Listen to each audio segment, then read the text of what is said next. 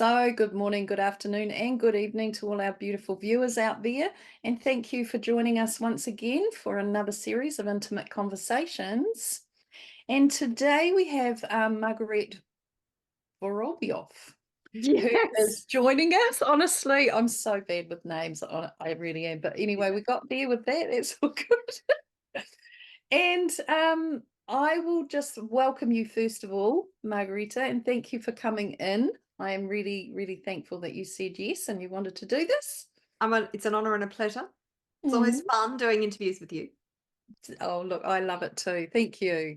And so we'll just read your bio so everyone gets a handle on who you are and what you're about. And so Margarita is a conscious mindset coach and business strategist, my words, light worker, EFT tapping practitioner, international author, and speaker. Her mission is to help people activate the power within them by clearing the limiting beliefs, fears, and doubts so they can be the best version of themselves and make their dreams a reality. Everyone deserves to live life on their terms. And when you change your mindset, everything changes. Oh my gosh, yes.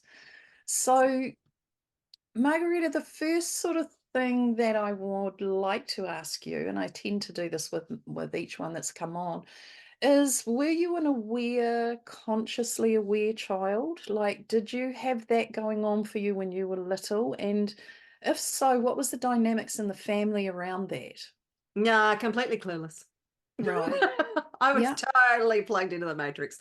I was brought up Catholic, and look, my mum was a beautiful mum, and I had a beautiful childhood. I didn't have any reason to question our existence or that there was something beyond that. It was Right. just the Catholic, went to a Catholic school. So, and it wasn't until much later in life that I kind of ditched the Catholicism because it didn't resonate with me for a long time, but it was like, well, it's what I've always done. It was a habit, and I didn't know what else. I kind of Yeah. felt like I wanted to have a faith, but I didn't know anything beyond organized religion. Right. Yeah. But then it was kind of like, what? I can just be spiritual and have my own spirituality? How does that work? Like, I don't Yeah. have to listen to all these people tell me the way I need to be and how it needs to be and who I need to believe and what I need to believe. So I sort of kind of walked away from that and became spiritual. And then I didn't wake up until, when What the Bleep Do We Know? And then The Secret Mm. came out. That's And right. it was around about the time of the movie The Matrix. Mm-hmm. And that all this kind of, I was surrounded by people who had this other perspective on what I perceived to be reality. Right. And I was kind of shocked awake, really, Yeah. Yeah. with a lot of different revelations that happened in my life. And then I discovered on this weird journey that I spoke light language, like I never even knew that existed. So I was red pilled about a bit over 15 years ago now, but around about that time. Right. And very grateful Yep. for the red pill, but it was, I would say it was scary, but it was very weird. And I'd never seen myself as this weird woo-woo person. I'd always thought of myself as normal Yep. and rounded Yep. and very much like, it was almost a feeling of like, no, I'm in reality. Like, I'm somebody who's based in reality, and I had lots of people in my world who were woo woo, and I'm like, I love you, but don't expect me to be that woo woo person. Yes. Yeah. Yeah. Guess what? Neat minute. Yeah, dragged kicking and screaming, but here I am. So Yeah. yeah. And what was there a bit of fear coming out of the Catholicism like stuff? Like because there's that fear base that they use around punishment and being struck down type of thing if you don't do as you're told to do by their set rules and regs. Did you have a underlying sort of fear around that, that if you didn't No, I have to admit, I never thought of my God as a vengeful God. So for whatever reason, even though I went through the Catholic school system and my mother was very Catholic, I just always saw God as a loving God. awesome. So, Yeah, there was always this, oh, well, if you do the wrong thing, then you're going to be punished and you're going to go to hell. It kind of like, I never bought into it. I was like, good. really, if my God loves me, then why is he just going to abandon me and hand me over to the devil because I've done a few bad things in my life? How does that Exactly. work? Yeah, good on So, you. 'Cause that's yeah. probably the thing that actually really allowed you to move on from it, because a lot of people are so fearful. They want to, but they're too scared to No, because of that I sort of never teaching. experienced that. And I Mm. obviously it was because my whole foundation was that I was born as a light worker and a light warrior. So that was, even though I didn't understand what that was at the time, and it wasn't even something that I knew existed. I had no idea who I was, like zero, Mm. none. Yeah, And but obviously because that was the essence of or is the essence of who I am, then it just made sense to kind of leave all that behind. right. Yeah, awesome. That's really cool. And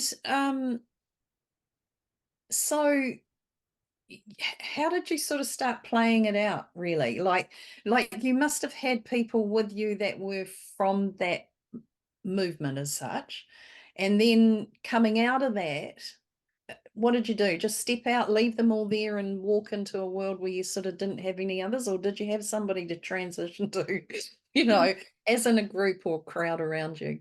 Yeah, well, Sure. as always, spirit just led me in the right direction, surrounded me with Yeah. the right people. And it's, we think we're in control of this journey. Mm, And I think we get to determine certain aspects of it by the choices that yeah. we make. Yeah. But I think there are others that are just predetermined. Yes. So it was very interesting. I have a husband who, I mean, we had a very normal existence. Yeah. He was a military man, and I didn't understand that he'd had a very spiritual mother who was into all kinds of spiritual stuff, and he had a real spiritual aspect, but we never spoke about any of that stuff. Right. This is the weird and wonderful story that happened to me where I was dragged kicking and screaming.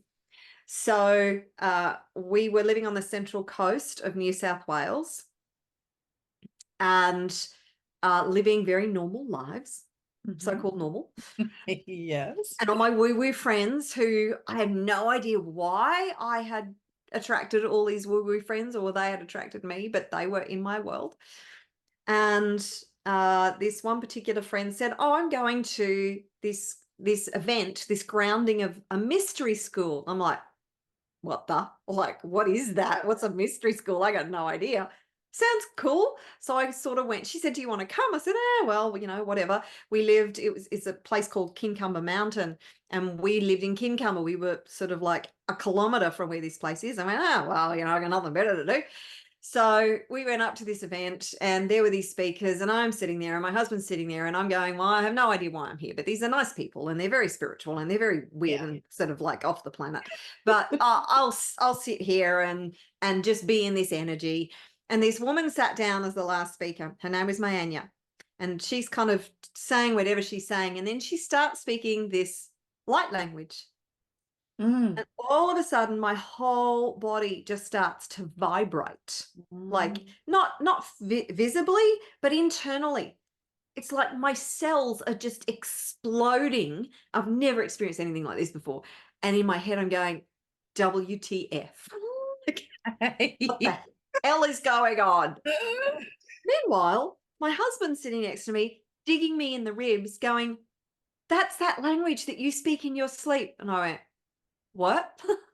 He goes, you know that language that I keep telling you speak in your sleep, which was the thing. And I went, yeah. I always thought that language because my father was multilingual, Russian heritage, grew up in European schools, grew up in China because Oh, his parents fled from Russia to China during the revolution. And he was born in Harbin in China. So he spoke Chinese dialects, he spoke French, he spoke Russian, he spoke 7 dialects in all. And I just thought that I must have been sort of sort of verbalizing what I had heard him speak in Right. the I get household. you. Yes, because in the religion, that light language, speaking light language is speaking Speaking in in tongues. yeah, yeah. I was going to ask you about that and whether Yeah, there was a thing. Yeah, oh, it's cool. like speaking in tongues. Yeah. Oh, yes. And I don't know if it's the same thing, but that's Yeah, what I me either. relate. I feel like it is, but who So knows? long as it's of the light, yes. Yeah. So anyway, so he's going, that's that language. That's the language that you speak. And I just went, oh my God, no, no, please don't tell me this is happening. No, I do not want to be that person. But anyway, I walked up to this beautiful Mayanya who is Palladian, and she's very tall and very willowy as the Palladians are. Mm. And I'm sort of looking up at this woman, and I found it hard to speak. I'm kind of like, what do I say at this point? You know that language you speak? I speak that language, and I'm really not who I thought I was, because I'm apparently this really weird chick who speaks the language that you just spoke, even though I never knew it existed before you sat down and spoke it like 10 minutes ago. What do you say? Anyway, Mayanya took me under her wing and helped me to speak this language consciously. And as I was trained as a an opera singer, so I sing light language. Oh, wow. And yes, so that kind of my opera career never really took off. And it's sort of then things started to make sense. The reason I had done the training is to be here on the planet to do the light language and sing the light language. And although it's not really taken off at this point, I know that I'm here for a very particular Oh, reason. it will And too. yeah, and it will unfold when the time is right, when everybody's ready. I'm here, ready and waiting. I've done all the training. I've performed in front of tens of thousands of people. Just give me a freaking platform and a stage, and honey, I am so there. So if Wow, anybody who is awesome. listening to this has a platform and a stage where you want me to come and perform light language as an opera Yes. singer, please reach out to me. So, I, ooh, I'm going to speak to you about that in a minute afterwards. That would be amazing. Oh, wow. That's really awesome. And opera. Wow. yeah, absolutely. So yes, so I'm 5'2", so I'm this little pipsqueak with his enormous voice, Yeah. and It's done all this amazing. training. And it's really interesting because I've never been a technically great singer. There Yeah. are opera singers out there who are just, they've got this technical brilliance. I've never been like that.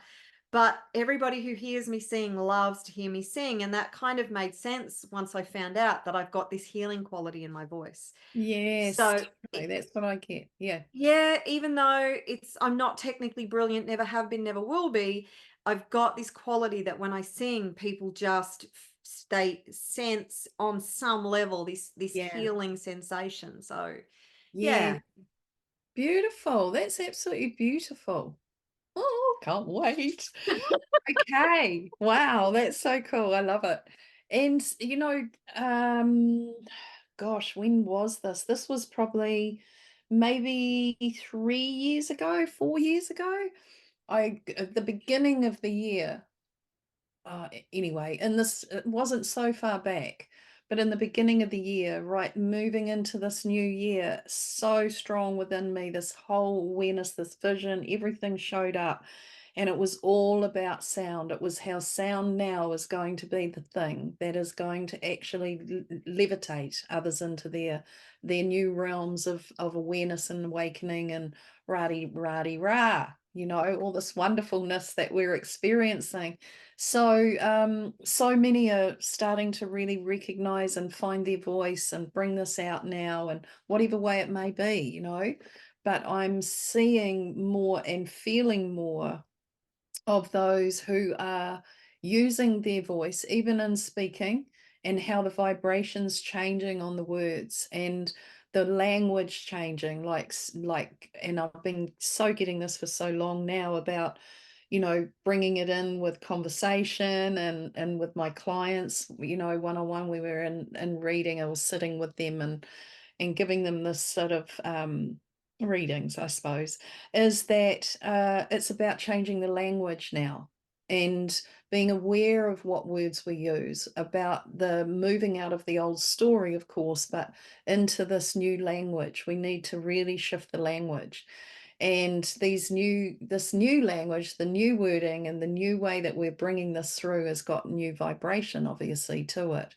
So it's shifting things. And I'm just seeing also the ripples of change in the frequency, yes, of the planet, but also in sacred sites, so not being moving through with the new grid, or if we want to call it that, the new template that's being laid in, which is now, because if we think about cellular work and the cellular holding the memory, this is what the planet also has. So when we walk onto a site or onto some land somewhere, we're instantly, Candy, instantly picking up the memory of what's happened there, what the experiences were for some that were there, and what it's holding in its body. So this new gridding now is removing, as we are, this memory from within us that connects us to those grids and that old template in the memory cell.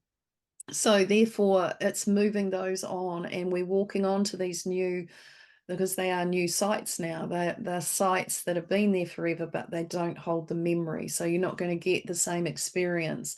And a lot of those have been helped to be moved through and released from her body, planet, Papatūānuku as we call it here in New Zealand, is that has been worked through with sound, toning. So beautiful love workers moving into those places and using their tone to move and release these memories, help her. So yeah, it's a very cool time that we're in.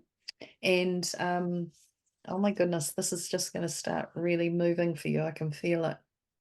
Definitely. Yes, I do feel like there is the doors are about to swing open, and Yeah, I will be sort of welcomed into this this new, because sound is so incredibly powerful. totally. When I started to research sound, there was actually a bioenergeticist in the 1960s called Fabian Maman, who did all these kind of experiments on sound and the different impacts it had on different things, including the human cell. And he Yes. found that the human voice had the most profound impact, even to the point that the human voice can shatter a cancer cell in 9 minutes. Mm, So when you set the right intention and you have the right vibration and frequency, and it's not even frequency as in the particular pitch, it's yes. the intention behind the frequency, that if you can sustain that for an extended period of time, you Mm, can, I can't say that I can heal stuff, but you can help the body to return to a state of homeostasis. So yes. remind the body of the frequency of health, Yes. remind the body of its harmonic state. And there's various, like the didgeridoo is extremely healing. Mm, Crystal sound bowls, extremely healing. yeah. So when you surround yourself in these pure vibrational sounds with light, the light frequencies, Mm, and then you can really impact the body on incredible level, because yeah. everything is frequency, everything is vibration. Mm, And the body is, when it's in this harmonic state, cells are at the very core. The cell is all cells are the same, but they are assigned different roles. So a heart cell performs different functions. It's biologically the same structure, but it has different instructions and performs different tasks, because it's in the heart cell or the liver cell or the kidney cell, or the intestines or the brain, and yeah. they vibrate at different frequencies. But when you are in harmony, when the body is in harmony, you are like this incredible symphony, and Yes. everything is vibrating in this beautiful harmonic symphonic state. but it's when the cells get corrupted and they then if you know anything about if you have two tuning forks and you Yes. hit one tuning fork, and if the other tuning fork is in close proximity, it will set the other tuning fork off. And this is what can happen if you have a cell that is in a state of inflammation or dis-ease. Then it can then affect, if the body is not functioning optimally, it can then it can then Affect the other cause side. another cell, the Yeah. cell next to it, to vibrate out of its harmonic state, and then the cell next to it to vibrate out of its harmonic state. Hmm. And they become sort of corrupted. And then if the environment has the right conditions, then a whole lot of these cells become disharmonious. Yes. And then of course increases the cellular dysfunction and the cellular dis-ease in the body, and this is where Mm. you get illness. Yeah. So yeah, it's sound is profound. Mm. Frequency therapy is the future.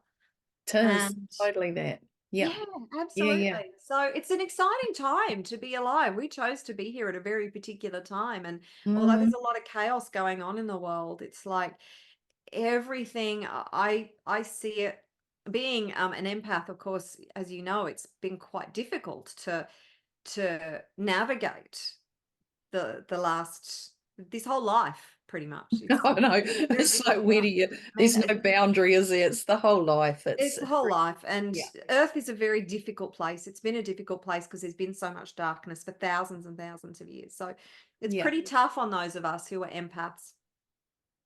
It's tough on everybody, but particularly empaths. But just I have to remind myself that the way I see it is that all the crap, all the muck is being stirred up in the Mm. bottom of the pond. It's all sort of been sitting there, like affecting us, creating toxicity within the pond. And now it's all being stirred up so it can be brought to the surface so we Yeah. can clear it out and create this beautiful, pristine environment where we get to thrive. I see the future Mm. of humanity, maybe not tomorrow, maybe not next year, but I see a future where humanity is really thriving. We are in a state of, I just get goosebumps when I talk about this.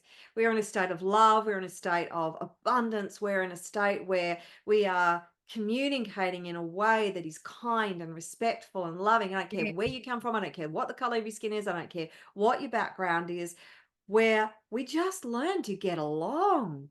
Mm.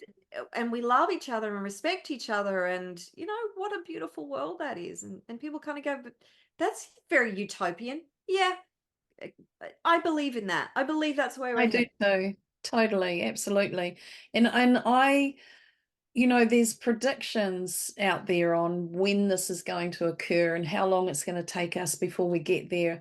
And every time I hear somebody putting a time frame on it, it's like I just move that on. It's like, actually, I'm just going to dissolve that, because we are in a rapid state of change, like rapid. And I know from the teams that I commune with and my higher knowing of all of this, that's now anchored fully into this being in the sense of walking this earth. So I get it on all of those levels. If we want to talk levels, I don't like level.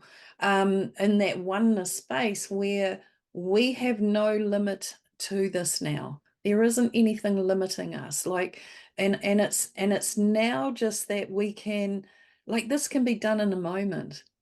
We don't have to think about it in millions of years or 10 years or 50 years or whatever. This can be done in a moment. And when you really recognize the times when something's happened in a moment, when you've put the intention, when you've had everything moving that way, and then all of a sudden it's just right there.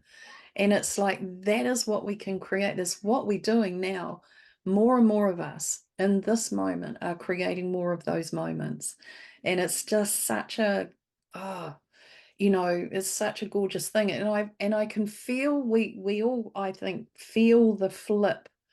And it was interesting. I was talking with someone else the other day, and he was saying about the consciousness shift, and that humanity, we weren't doing it quick enough. It wasn't happening, and consciousness was actually getting a bit bored. And I know I certainly was, and I know many who were. It was like, oh, really? Are we still here?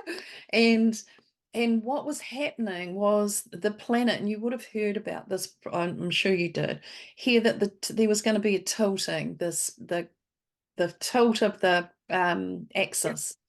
And I, for me, that was like, this is insane. How is that actually going to work? And proof was showing that the actual planet was tilting. There was it was actually happening. And he was saying now, because we've made this shift, there's been the COVID thing really was accelerated it. Was okay, this is something now, we've got to shove this in here to wake you up. So when we look at that, and so now he's saying if they were to, which I think they might have already done, is witness that now this has moved back. So the tilt isn't happening anymore. It's not going to flip. We're not in that. That was going to be the huge wake up and, okay, let's all bugger off because we're not doing it. And so now that flip's not happening. And for me, every time I heard that the flip was going to happen, it was like, no, it isn't. Yeah. I don't know how that will work, and I do not feel that that's ever going to happen, and it certainly isn't for me. It never did, never was going to. So now we're in this point where we're actually moving consciously, and you can feel it. You can feel the flip of the coin has happened in the sense of consciousness. And yeah, we're on a huge wave of elevated beautifulness that is not boring anymore. Oh no, far from boring. Far from boring. No. And I think there are a lot of us who we know we were born for this time and we were anticipating the Great Awakening. And, Yeah. I think, oh gosh, around about the same time that I was waking up, I was introduced to something called Diksha or oneness. And it's this beautiful blessing that was just going like spreading like wildfire across the world. It was from a movement in India originally. It's where it originated. Right. It was the most beautiful. It was sort of the principles sort of similar to Reiki, but it was about a laying on of hands, and you had to be tuned into the frequency, and you could lay your hands on people, and you could like shift the consciousness in the person, yada yada yada. And you know, I realized that there was this shift in consciousness, but I was expecting it to be like everybody would just wake up and we'd all just be conscious and it'd all be sunshine, rainbows, and unicorns, and we'd all skip around and love each other. I kind of wasn't anticipating the shit show that happened the last 4 years. No, that was a But bit. I think you're right. It was kind of like this was the massive shove that we had to have Yeah, because it wasn't happening, because people were stuck in the matrix, in the Groundhog Day, and the psychological games that have been played on humanity were very strong. So exactly. it took this counter force to disrupt it, Mm, and it's not pretty. It's ugly, but it made so many people start to turn their heads and go, "Oh no. Like what the hell? We've been indoctrinated into these beliefs about these systems and about our world that in actual fact it's the inverse." yes, And in order to recognize and realize that, there had to be a massive disruptive force that came in. absolutely. Yeah. And that's what's happened for humanity. So as as uh, A- as And all, difficult as it's been. yes. And also just taking that and then recognizing that somebody had to play that out for us. We were all part of it, but somebody had to play that out. And I remember being reminded of that when I was in the middle of all of that, and I was like pinging in and coming back out to, okay, just allowing everyone to be where they need to be. my right isn't their right. Doesn't have to be. It's not. So just be you, be here, be centered, ground, just send out beautiful love. And when I would come out of that time, sometimes I would be reminded, and I'd see the view over here of a stage play, No, and it's all theatre. people on the stage playing out what they had to play out, government playing out what they have to play out for us to get it. So each one of them was a part of this play, the theatrics that was going on, and most people were saying, what a theatre. I've got my popcorn and I'm just waiting for the next thing.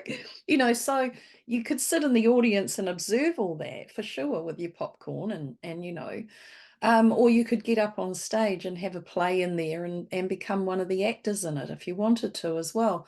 So reminding myself, and that for me always came back to how it turned this almost hatred for the obscenities, for the senseless genocide that was happening and the harm, into this loving, actually thanking, blessing, and loving them for playing that out, Oh because God, you're way ahead of me. I'm not there yet. it's not who they are. That isn't who they are. They've come in, they're an actual loving being within that has put a skin on that says, this is what I've got to do. And we've all played our part in relationships in earlier life where we've put on the skin and we're playing out this drama and this whatever it might be, where we've, created pain for someone. Same thing, but this was on a different level. And it took a bit for me to come back to that. It was like, okay, I need to just remember that, because otherwise what we're doing is we're getting so involved in it. We're up on stage playing it out with them. And we're not seeing it from the observer down here in the seats watching the thing going on. And that there can really hinder our path. It can really keep us in that space up on stage playing it out. And for me, it was just about allowing everyone needed to experience what they needed to experience in it for their evolutionary conscious growth. And that's where I've come back to all the time, just reminding. But yeah, it's a big thing. It's a big thing for people to really get. Well, everything that you said is so true. I can't say that I am where you're at right yet, that it's like sending love to these people going, yeah, no. Yeah, Yeah, no. yeah. They don't deserve love as far as I'm concerned. Well, they don't. No, everybody deserves love, but it's kind of like, I'm just going to let the creator take the care of that. Yeah. And I'll reserve my love for the people that I feel loving toward. Yep. And it's actually reminds me of a very powerful story. And this makes me cry just about every time. So if I dissolve into Oh, tears, please forgive me. But okay. obviously it resonates on a really deep level. And I think it was a story that was told in a children's book by Neil Donald Walsh, but forgive me. I believe Mhm. that's the source. I've heard it on the grapevine. Yeah. So there's it's a story about God, and he's got two little lights next to him. And there's one little light on the right who is extremely chattery, like just chatters away the whole time, happy little light. And there's a light on the left who is just really quiet and just observes everything going on. Anyway, so they're sitting there with God, and the little light on the right's like chattering away, and they're watching Earth. They're watching everything play out on Earth. And the little light on the right's going, God, God, what's forgiveness? God goes, oh, forgiveness. Well, forgiveness is something that, if you went down to earth and somebody did something bad to you, then you would learn to be in a space of love and then forgive them. Oh, so the little light is quiet for like a nanosecond, and then goes, I want to experience forgiveness. And God goes, whoa, wait a minute. Okay, you don't know what you're asking, little light, because if you truly want to experience forgiveness, then you need to go down to earth. You need to manifest on earth. Somebody needs to cause you some sense of pain and suffering if you want to experience real forgiveness, and it's going to be something really bad. And then you have to forgive that person. And the little light, of course, not understanding any of this concept of or the kind of existence that we have on planet Earth Mm. just goes, oh God, I so want to do that. That's kind of like, I really, really want to do that. God's going like, you sure? Anyway, the little light on the left, who's been quiet this whole time. Yeah, here we go. Says to the little light on the right, if you really want to do this, I will be that person who does something really, really bad to you so you can learn forgiveness. The little one on the right is so excited and goes, oh my God, thank you so much, so much. This is going to be so amazing. This is going to be so much fun. No idea. I can't wait to do this. And the little light on the left says, you've just got to promise me one thing. Little light goes, yes, yes, anything. I'll do it. That you don't forget. That you remember that I'm doing this because I love you. That's right. Yeah. And the little light goes, oh, of course, I won't forget. I love you so much. How could I ever forget? And of course, they come down, they manifest on Earth, and then we forget. We do. Yeah. And yes, you're right. We all play our roles. And this beautiful forgiveness that we have inside of us, you don't have to forgive what somebody has done, but forgive the essence of the person, and forgive the essence of the person because whether we have a contract and whether all these and as another healer said to me recently when I had a session, she said, don't delude yourself. Don't think that you've never been on the dark side. Don't think that you've Right. never done anything evil. We have this dichotomy that plays out on this planet of dark and light. Mm. And we have had for millennia. And we keep coming back and playing this out. Yes. And we can be on either side. So I still believe in consequences. Mm-hmm. So I don't think the people who have done this, bless their little cotton socks, I'm not about to stand back and go, oh, you get off scot-free, you get a free pass, because you were the accelerator, you were the antagonist, you were the agitation that caused the elevation of consciousness, that caused a lot of these people to wake up. I'm like, Mm. there's still consequences to this life. And I'm Yeah. sure I've paid the price in the past. And you don't get a free pass for the crap that you've done. Mm. Yeah. And that there is because we've forgotten. You see, and if we remember that actually is a loving act, and that it's for our best. And as sick as that might look from a human perspective, and nobody probably will grasp, well, not nobody, but very many won't probably grasp all that. That there isn't actually a forgiveness, it's a thanking and blessing, and that there is not where everyone's at, for sure. I get that.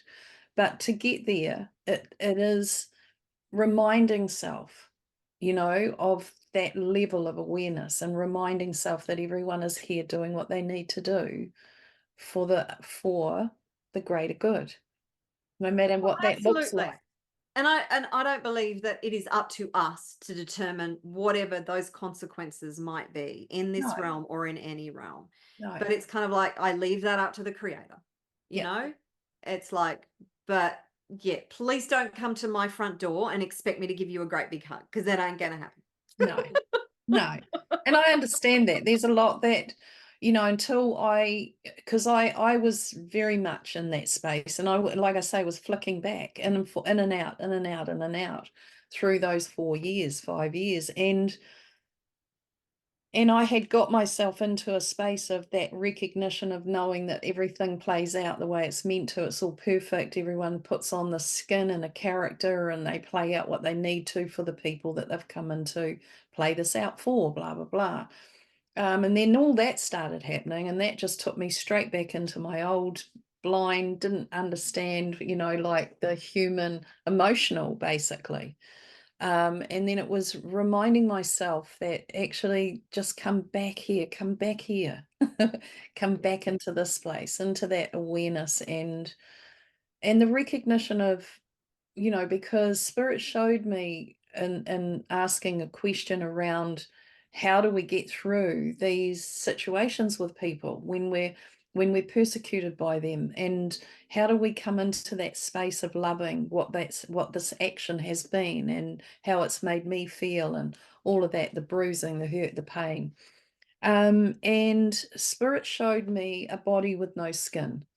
And I thought, whoa, our body is a machine. Like, it's actually a machine. It will just continue to do what it needs to do to keep you alive. And it's going to do everything it can to keep you alive.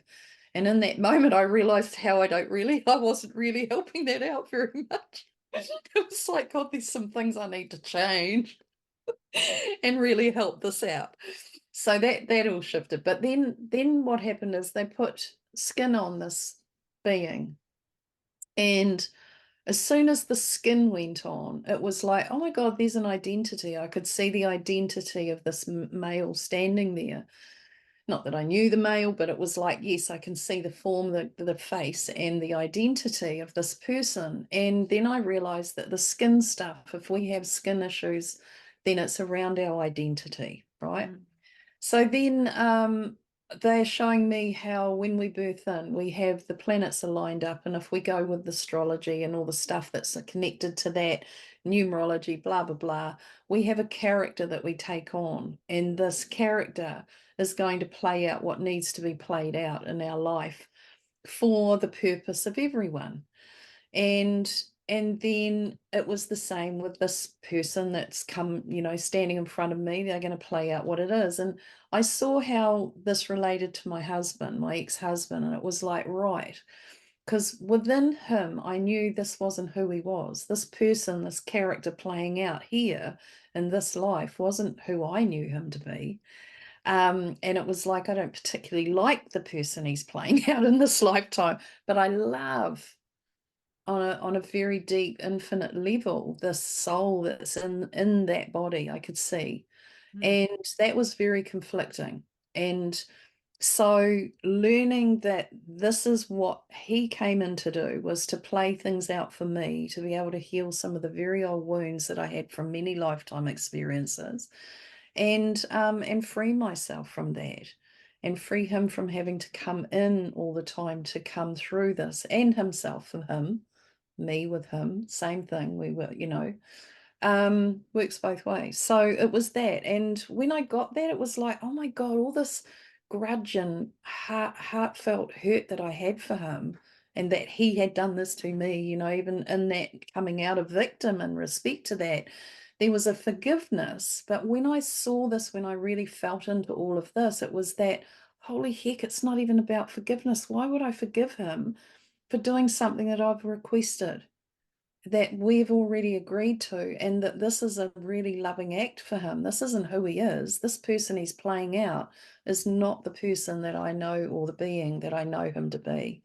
Mm. So it was a very cool thing for me, because I couldn't get past, but you did this to me, even though I'd worked on my emotional, there was story running, so that just took it all out. It just really, and I had nothing but immense love and gratitude for everything that he'd played out for me, because it's healed so much within. Mm. So Yeah, and that's a beautiful place to get to. And it's like, mm, it's a bit like those stories I hear about, in the United States. They're rare, but where you have a father who their son has been killed by somebody else, and where they actually go to the prison or whatever and say, you know, I forgive you. yeah, And, okay, so from that perspective of why would I forgive him?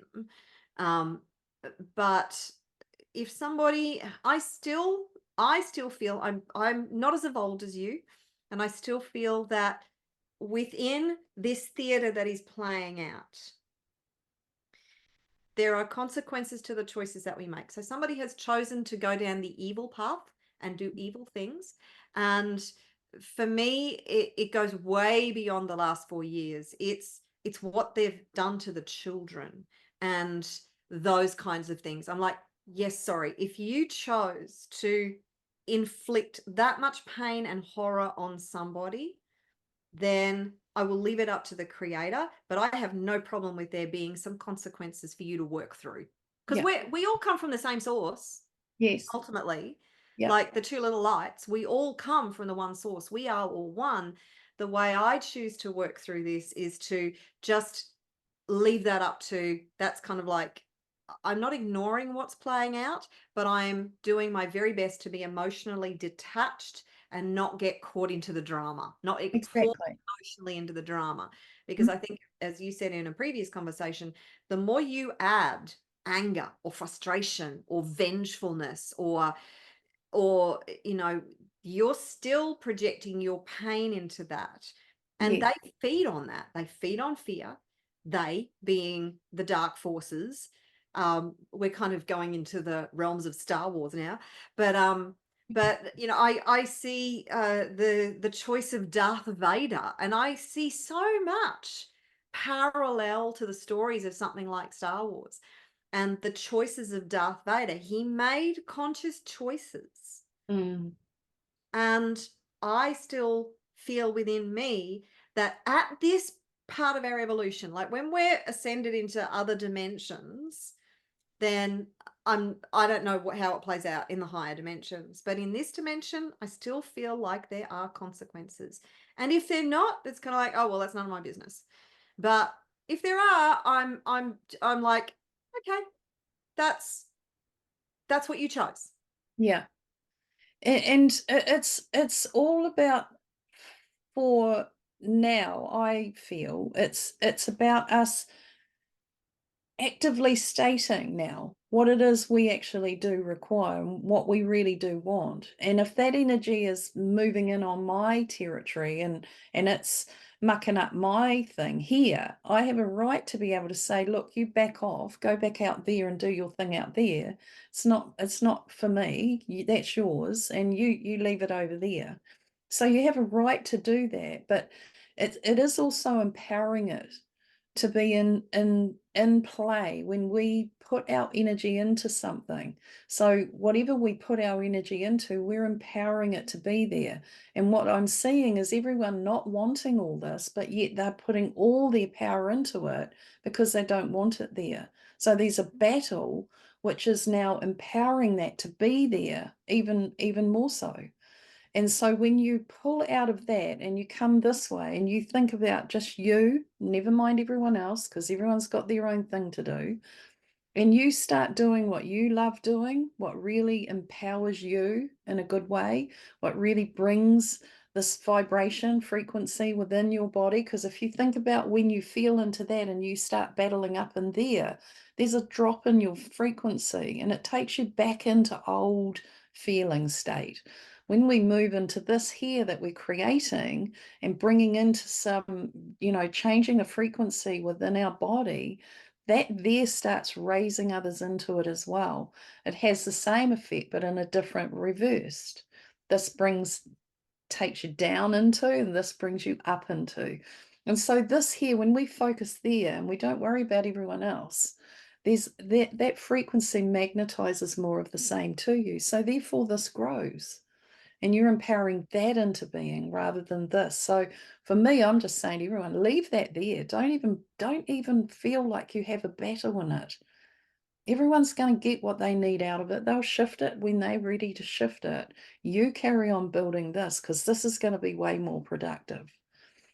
And, Absolutely. and it's It's like about that our, saying, don't put a horse in that race. yeah, Not exactly. your race. No, not at all.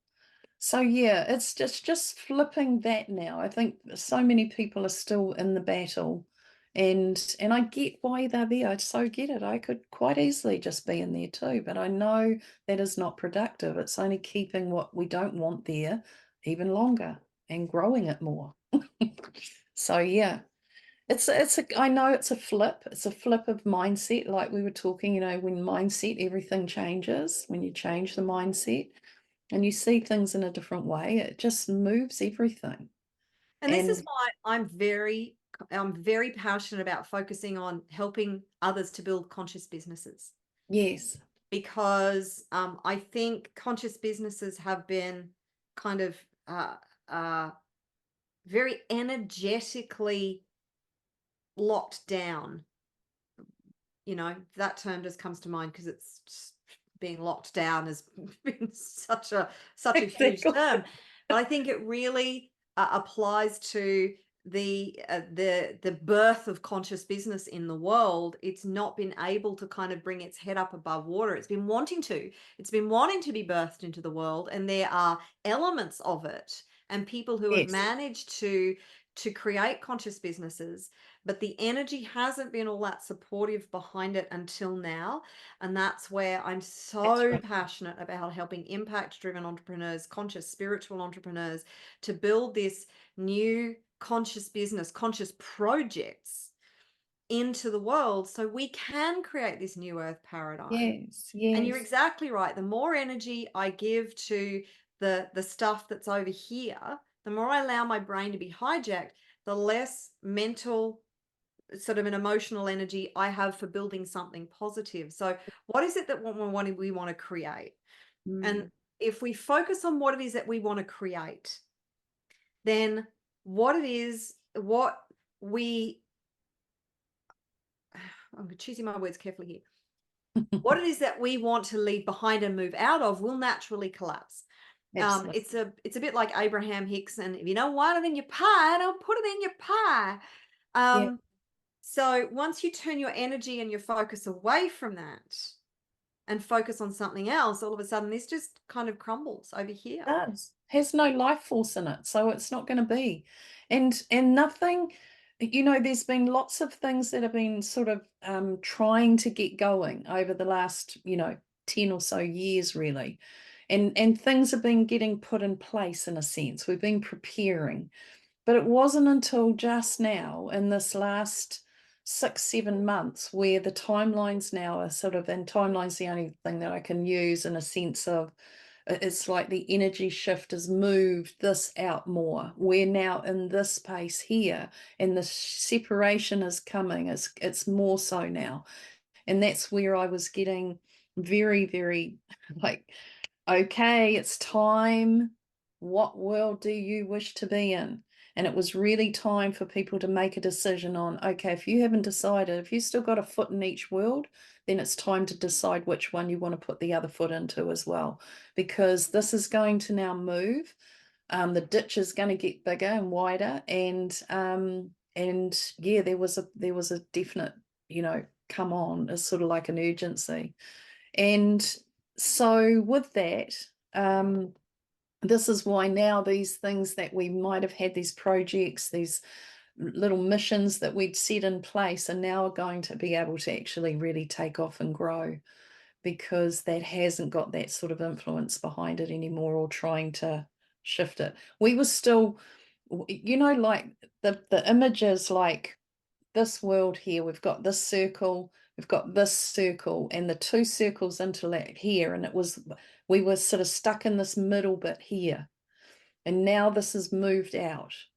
And Mm. in 2012, I think it was, on August the 4th, I was told to go outside and take a photo of the moon. It was a full moon, and I always have these little like, oh, I'm just really comfy. So, why do I have to go and do that? And I'd looked out the window and the moon just looked like the moon to me. So anyway, I do as I'm told. I go out there. I didn't have as good a camera on my phone as I do today, but I took this photo, and what I would do with those then is I'd upload them onto my big home desk computer, and that's what I did. And in the series of photos that I took, there was a purple orb that had started down here. And as I took photos, it moved closer to the moon. And as it got to the moon and was beside the moon, it was a purple earth. And you could see the earth land like the same as our earth, but it was purple. And I went, wow, like that exact thing. I was like, oh my God, what the hell's that purple orb? And then next minute, the next photo and the next photo, and here it was, as clear as clear. And I said, what is this? And they said, New Earth. Yeah. So that was way back then, and it's been moving itself. So it moved in, and it's moved its body into, like we are moving our higher light and body into, and anchoring that here into this planet. She has been doing the same thing. Of course, we're doing it together. And so this now is really embodied, and this is why the new templates are being laid in, and the old memories moving on. Mm. So the more we move out of our old memory, that's why it's important to watch the story that we continually keep going over and the language that we're using. Um, so yeah, just releasing all that. So that was exciting, but man, it was amazing. And yeah, I've blown it up. I've got it somewhere where it's all blown up and you can see it properly. But That is mm, incredible. It is incredible. And she gives us all these messages all the time. And as I said, you know, I look back on my journey, which sometimes was so confusing and seemed like so random and out of place. And then you look back and it was actually, I was listening to a Steve Jobs video the other day, and he said you cannot connect the dots moving forward. You can no. only connect them looking backwards.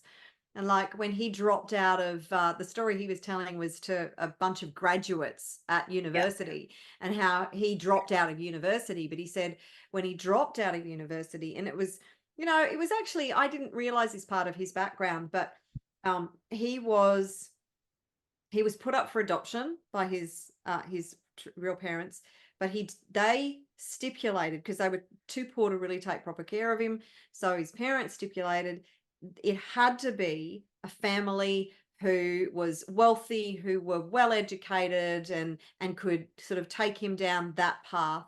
Mm-hmm. And apparently he had been lined up with this family, and they met this family and approved, and they all of a sudden backed out for whatever the reason of the adoption. So the next family was called and said, we have a boy, do you want him? And they said, yes, of course, but they weren't the highly educated people that the original parents had stipulated. And they kind of hampered the adoption for several months, but then kindly went, okay, because they were lovely people, just didn't have a lot of money and weren't highly educated. But they agreed that they would send him to college. They promised that they would send Do that. him Yeah. to college. So anyway, he went to college, and he was doing these courses, and he just said he didn't know what he wanted to do in life. He didn't know what he wanted to be in life.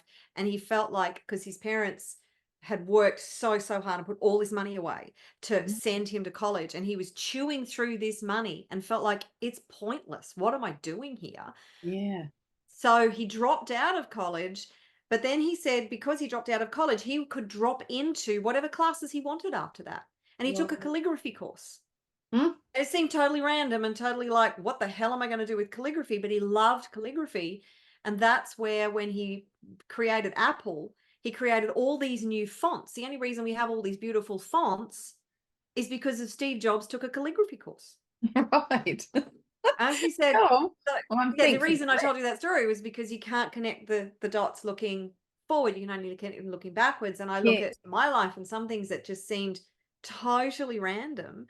Now I go, oh, that's why I did that, or that's why that happened, or, exactly, you know, exactly.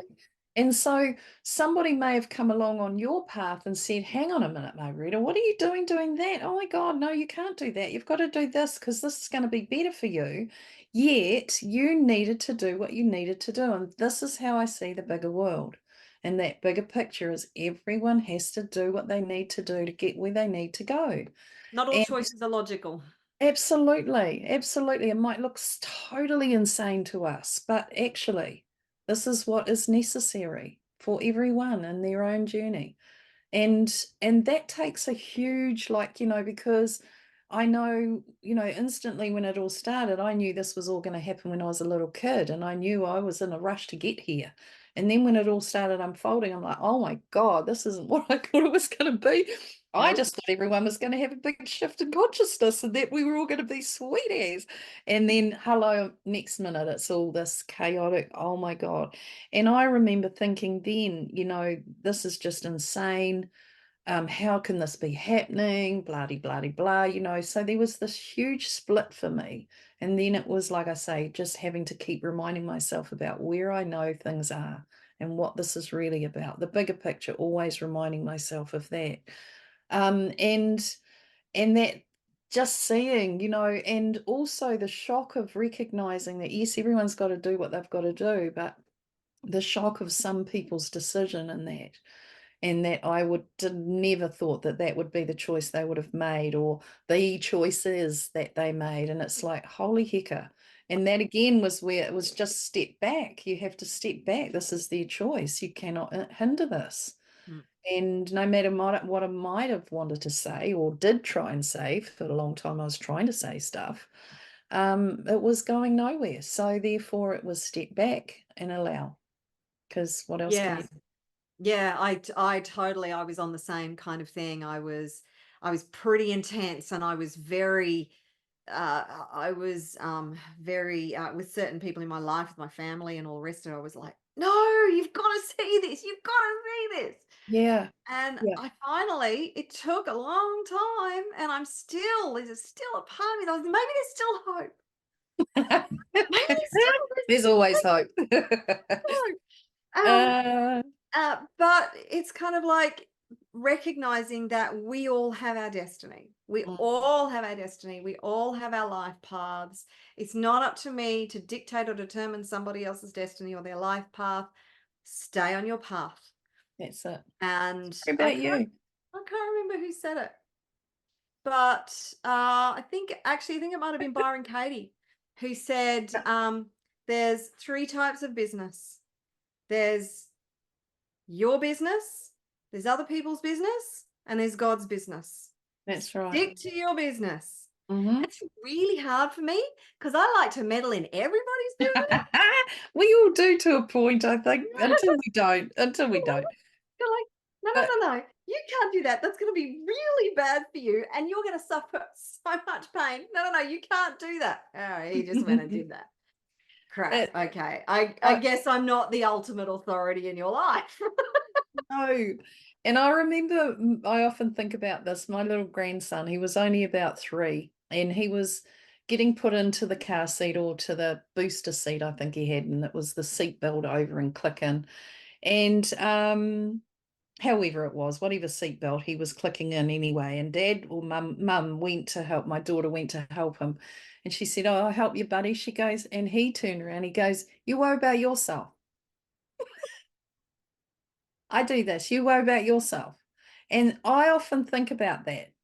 Just worry about yourself. I'll do this. You worry about yourself. And it was like, yeah, he had it right there.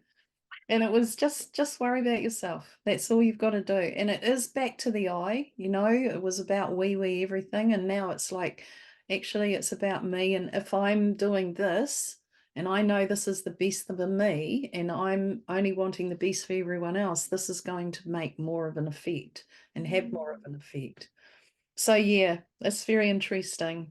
It's And so, choosing the highest frequency and vibration for ourselves that has yes, the greatest impact for everybody else, ultimately. absolutely. And I also keep reminding myself that we are finding our family, we are finding our tribe, We are. and we may have blood relatives, but that doesn't mean that that's our true family, our essence family, our soul family. I think we are now finding our soul family. Yes, absolutely. And that's what's important now, working It together with our is. soul family to go, what is it that you want to create? Who do Mm, you want to be in the world? How do you want to be in the world? What kind of world do you want to experience? What do you want to experience? mm, What does that look like for you? yeah. Getting more clarity around, and I did a video recently that was, our education system our mainstream education system. When was the last time you went into a mainstream school and they were working with each individual child's own gifts, own talents, own own soul mission, and helping them to develop their creativity and be the best version of Right. themselves within the framework that we have? I mean, being able to write and read is very important and generally add up, Yeah. but they've been sort of fitting us all into this one mold, one one set of rules for everybody. Absolutely. Like, Yeah. no, No, no. no. And it's time to, I said to my daughter about my grandson who's 17 now, I said, you've conditioned him and trained him to not be a rule breaker. And I said, actually, you need to undo that, uncreate that for him, and let him realize, which I do, is let him realize that it's good for him sometimes to break rules, to say no to some authority, and not to just go along with everything. And I think that there is, what was really showing up in this last 4 or 5 years is how many just went along. And again, it's because we're being conditioned into, and it starts very early, really from when we're born, and particularly when we get into those systems, the educational and early childhood, all those things, they're all conditioning us into a certain way of being. And I know right from my very first day at school, I was not going to fit. I was so disruptive. I was always getting sent to the principal's office and detention after school, particularly in high school, in college. It was like, oh my God, Mandy. But I couldn't shut my mouth. I could not just sit there and allow them to just rule when it was How dare senseless you not ruling. conform? How I dare you know. not conform? Shocking, man. I was shocking. But I encourage my grandkids to be a bit like that now. And I know their parents have looked at me sideways sometimes and go, quietly, Mum. But I'm just like, no. And now from this 4 years, 5 years, they get me more than ever. Get me more than ever now. That Realize is why. that's really nice. That is Mm, nice that they see yeah. that, you know, why you are the way you are, and Yes. they can appreciate that. Absolutely, because it wasn't appreciated, but it was, there was a part there, but not all. Now they get it fully. So yeah.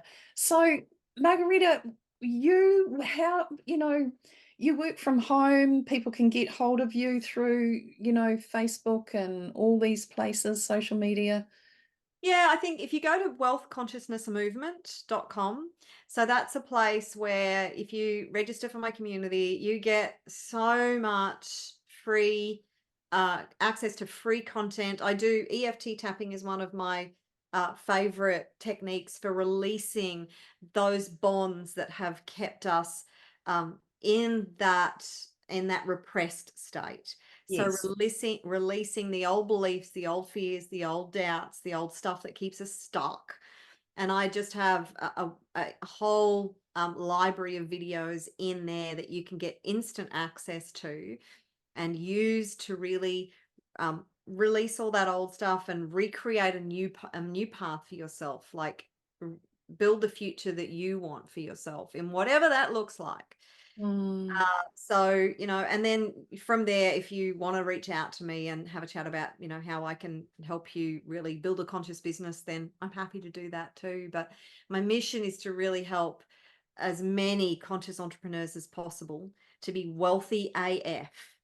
And yes. because I'm kind of like, as much as I realize the dysfunction within the systems that we have and the dysfunction in the financial system, I firmly believe I have this passion that sees the future. If we have really wealthy, conscious, impact-driven entrepreneurs, Yeah.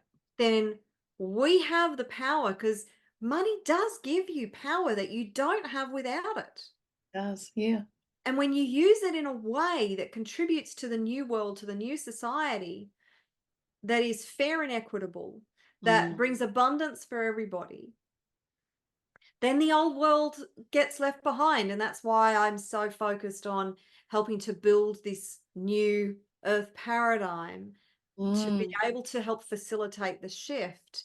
Because having a lack and poverty consciousness and being in a state of poverty can be very not just disempowering, but it really can keep you at the bottom. Like, debilitating. It it's is. very debilitating. It's Oh, shocking. exhausting It to be is, in a constant absolutely. state of lack and poverty Yeah, consciousness. yeah. So there's nothing wrong with, and I think this is really important for spiritual people, there is nothing wrong with being wealthy. It's what you Mm, do with the wealth. It's what you do with the money. It's how you apply it. It's what you apply it to. It's what you build and create with it. mm, It's important. And money is such a powerful tool it is. when Yeah, it's used correctly. Well, it's a powerful tool whether it's used correctly or incorrectly, either that's way. right. But I Yeah, think, and there's more than enough for everybody to go around. yeah. More than enough.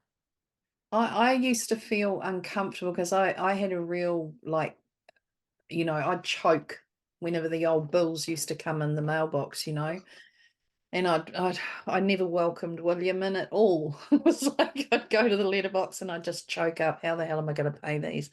And always did, and always managed to, create it that way. But I remember the feeling in my body, and the body that it was just everything tightened up, everything choked. And I thought, God, this is heart attack material, to stress like this and to have that fear. It was just a gripping fear of consequences of not being able to pay, not being able to afford. And the shift in that, there was a huge shift, but it took years for me to get it. Took a long time. Well, And there's it a was lot of indoctrination around that as well, totally. and a lot of fear. The Yep. financial system, like the financial system is the same system that has created the billionaires and the trillionaires. It's just that Yeah, they play it in a different way. They play a they different do. game. Mm, And we are taught in a way that actually keeps us enslaved. It's an enslavement system for the 99%. yeah, That's the definitely. way they have taught us to play the game. Yeah. It's learning to play by different rules, it's shifting our frequency and vibration, and very much being able to get to a point of zero. So, the way I feel this is just being in that state of internal peace, complete trust, complete faith that there is abundance out there, that Mm, that spirit, God, universe, source, whatever, is pouring in abundance into your world. Once you're in a 0 point, as in no resistance, then mm. the abundance can come in. Now, that's not as easy as it sounds, No, it because isn't. we've been taught all the stress, all the anxiety, all the fear, all the doubt, all the lack of self-worth, all the lack of self-confidence Mm, that rejects it and pushes it away because it is the vibration that repels it. yeah. But if all you need to do, but if you can find a state of zero, that's when the allowing comes in.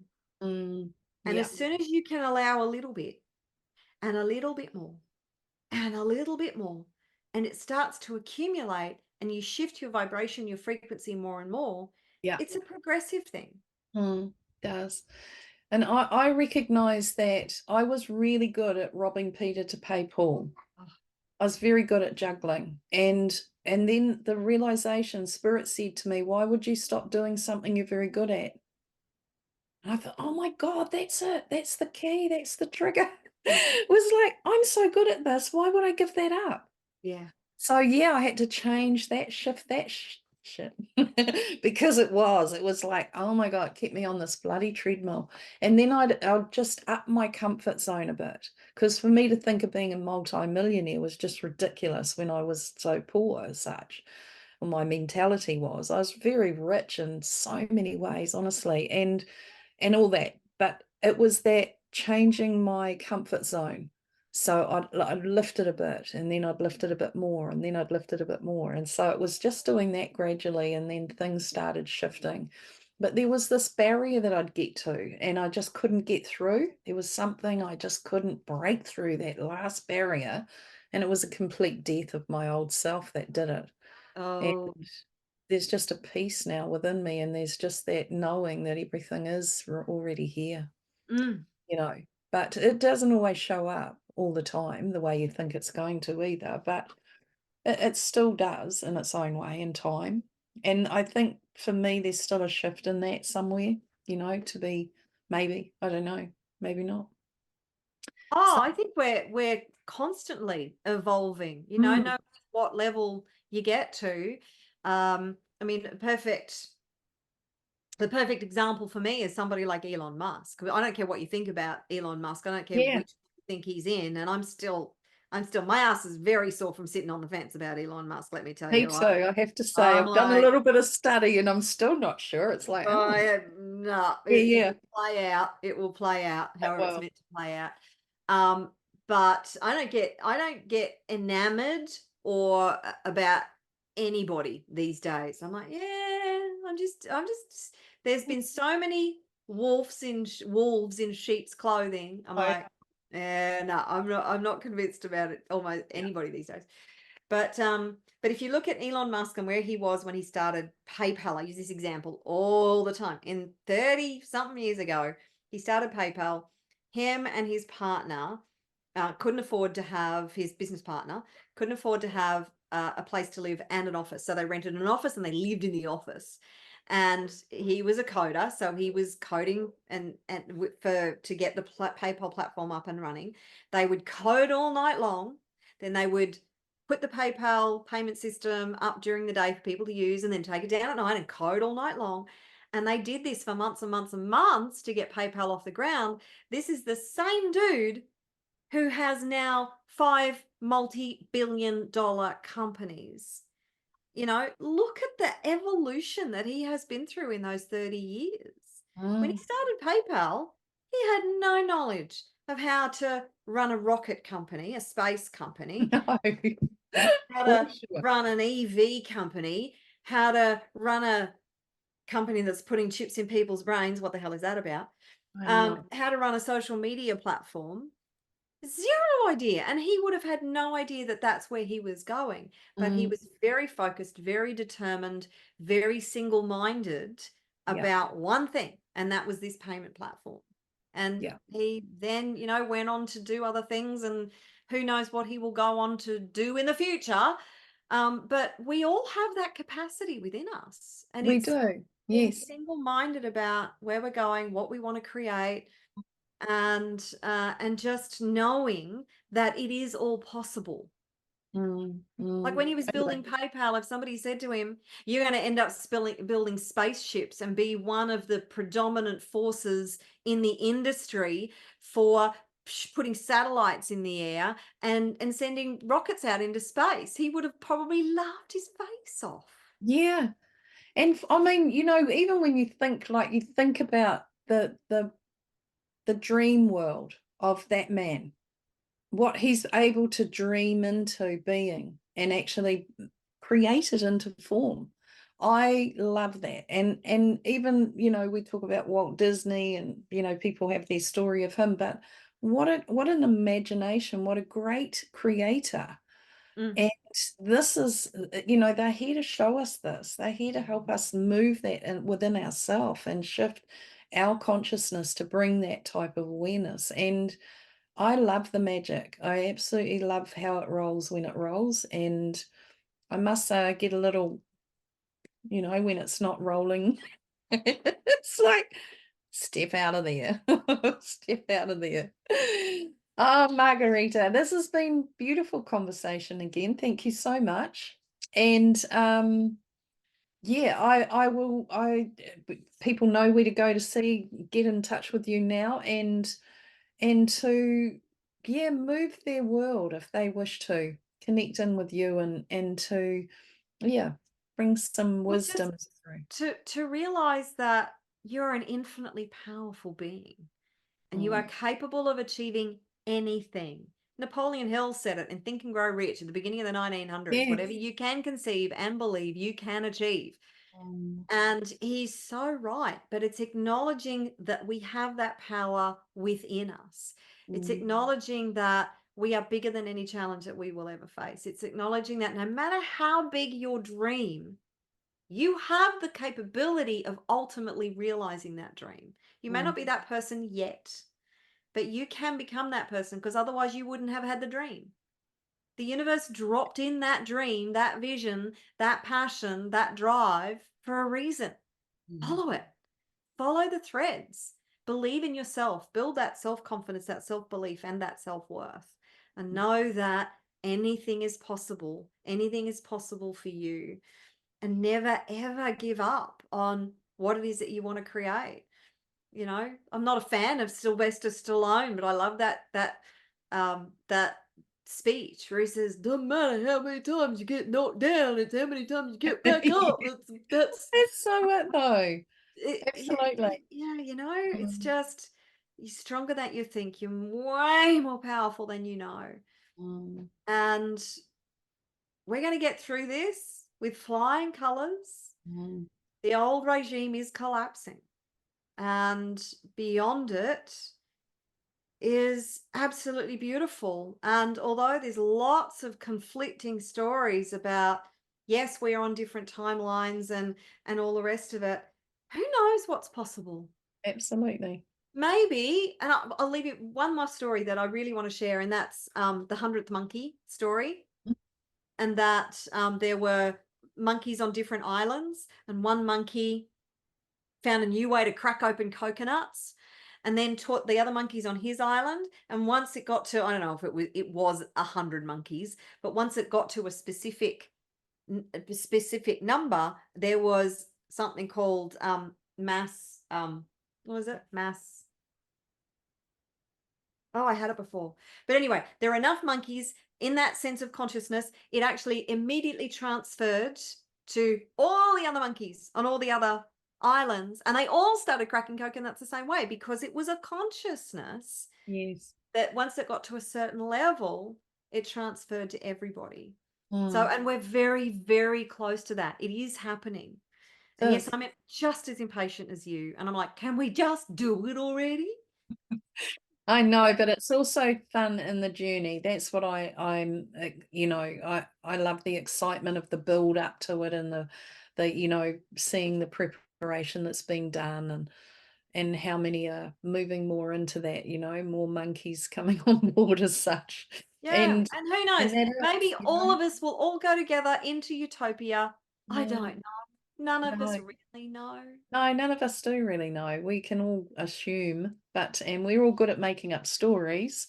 So, we can all do that. But it is just living it day by day and in the moment right now and in that presence, of self. Mm, I'm going to work on loving the perpetrators. beautiful. Yeah. You don't have to agree with what they're doing, but just No, in realizing their part in it is what I think is important. we all had an agreement. Mm. Yep. Yeah. Absolutely. Beautiful. Lots of love. And to you. Mwah. Lots of love. And thank you all for joining us.